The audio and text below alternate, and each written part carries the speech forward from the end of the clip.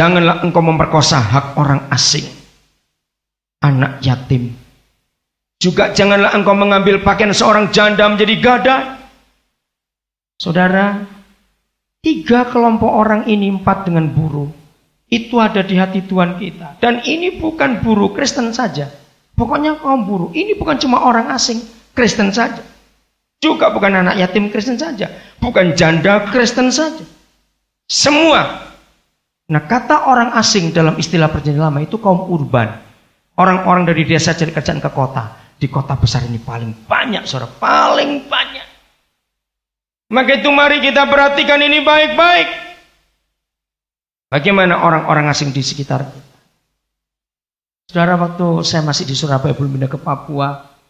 Waktu itu rumah kami Jalan Musi. Di depan rumah kami tempat mangkalnya tukang becak. Saya ingat betul waktu itu ada tesis dari seorang dokter dari UNER yang mengatakan tukang becak itu umurnya cuma 35 tahun. Saya kaget waktu baca berita itu.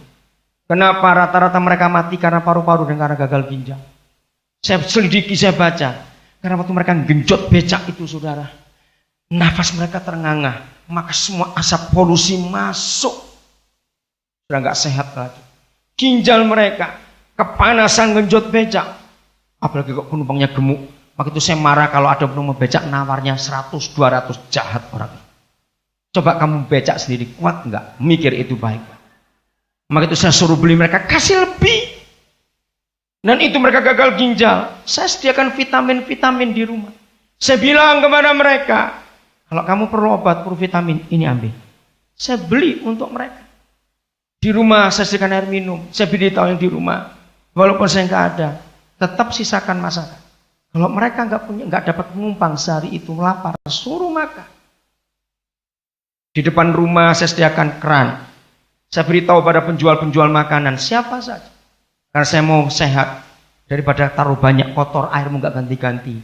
Saya minta, ganti di rumah ini. Buang airmu, ambil air dari sini. Maka itu waktu kami pindah, mereka kehilangan betul. Apa yang kita buat soal kasih ini? Ada banyak orang susah di sekitar kita. Ayat 19. Saya pesan, daripada harus ke rumah sakit, yang pelit jangan baca ayat ini. Pasti stroke dan kena jantung nanti, saudara. Oh, saya berkata serius. Ayat ini untuk orang pelit paling gak suka. 3 ayat berturut-turut. Kalau saudara, saya sudah beritahu membaca, risiko tanggung sendiri. Saya gak mau tanggung. Dengar, orang kaya yang pelit. Apabila engkau menuai di ladangmu, panen. Terjemahkan, sekarang walaupun gak punya sawah, tapi punya keuntungan dari perusahaan, dari jualan apa. Lalu terlupa seberkas di ladang. Sangat manusiawi kata terlupa. Awas, tahan jantung. Maka janganlah engkau kembali untuk mengambilnya. Aduh, yang pelit sakit hati betul ini. Saudara belanja, kelupaan, jangan diambil lagi. Amin kan cepat. Untuk siapa? Ini 1 untuk siapa? Orang asing. 2 untuk siapa? Anak yatim. 3 untuk siapa? Janda. Supaya Yahweh Tuhanmu memberkati engkau dalam segala pekerjaanmu. Saya kagum. Maka itu yang punya barang gak kepake, numpuk, bikin sesak lemari, dan bikin debu, keluarkan bagi pada orang lain. Betul. Memang perempuan itu agak unik daripada laki-laki. Maaf, jangan, itu istri saya juga begitu. Kalau punya barang, walaupun gak dipakai, seneng kalau nganggur dilihatin lagi. Ini tahun 74 dari Itali. Ini tahun 76 dari mertuaku ini. Ini tahun 81 dari siapa? Tapi gak dipakai. Untuk apa? Nah, betul toh? Yang pelit dengan sakit hati toh? Saya ngomong begini. Hanya untuk. Waduh, barang tutup lagi lemarinya. Buka lemari 1. Banyak betul. Koleksi sepatu, koleksi tas. Toh sudah nggak dipakai. Untuk apa? pulang bongkar semuanya. Janji ya. Untuk apa? Nyusuh, orang Jawa bilang. Indonesia apa saya tidak tahu. Ayat 20. Ini tadi gandum. Sekarang ayat 20. Apabila engkau memetik hasil pohon zaitunmu dengan memukul-mukulnya, karena zaitun nggak dipetik, digoyang, yang tua yang jatuh.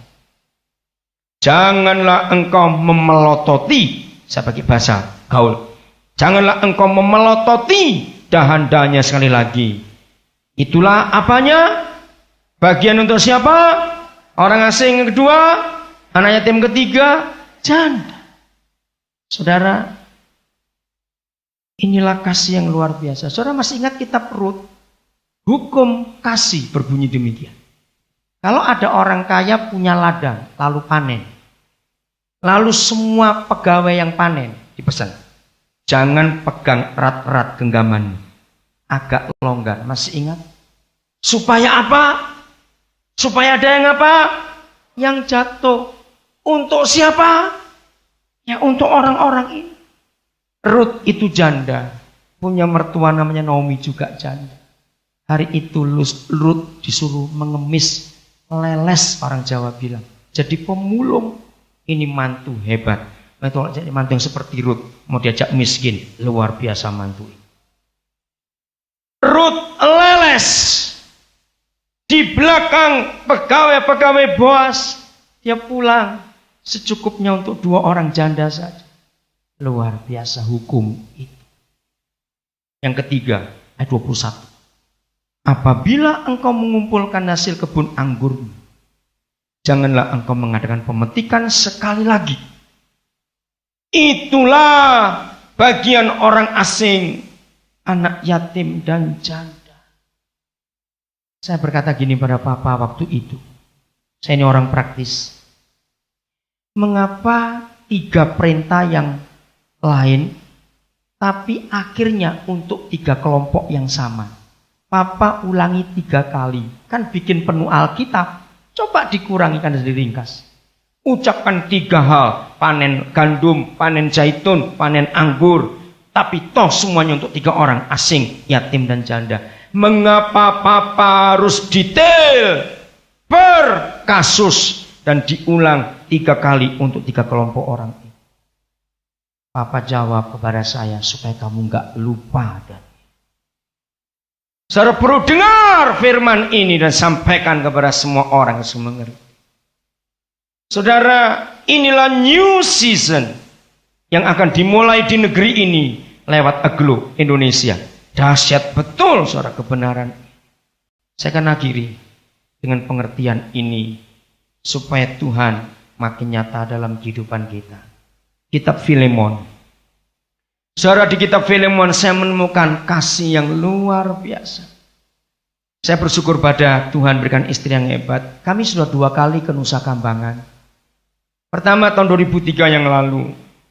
Tapi singkat waktunya. Lalu istri saya berdoa, Tuhan bawa lagi kami ke sana. Akhirnya Tuhan jawab dengan Pak Pendeta Tony Arif dari GBI Ciputat. Kami 15 orang menuju Nusa Kambangan tanggal 18 Agustus dan 19. Itu pertama kali kami lama dengan mereka. Ada 4 LP di Nusa Kambangan, saudara. Pertama LP batu, lalu LP kedua LP besi, lalu besoknya LP kembang kuning dan LP permisan.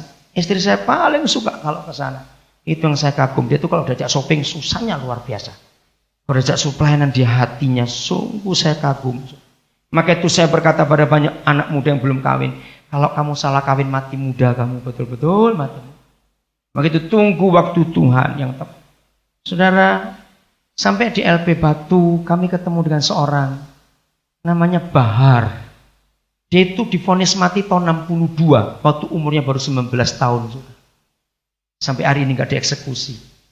Dari tahun 62 di penjara Nusa Kambangan gak pernah keluar. Dia jadi gembala di LP Batu itu.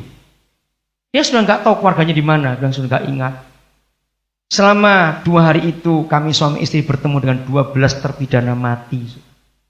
Di antaranya kami ketemu kasus narkoba yang di Riau Kepulauan. Kalau kita pernah baca koran beberapa waktu yang lalu, ada namanya Ayam, Aheng. Ayam ini divonis 16 tahun. Aheng ini divonis hukuman mati.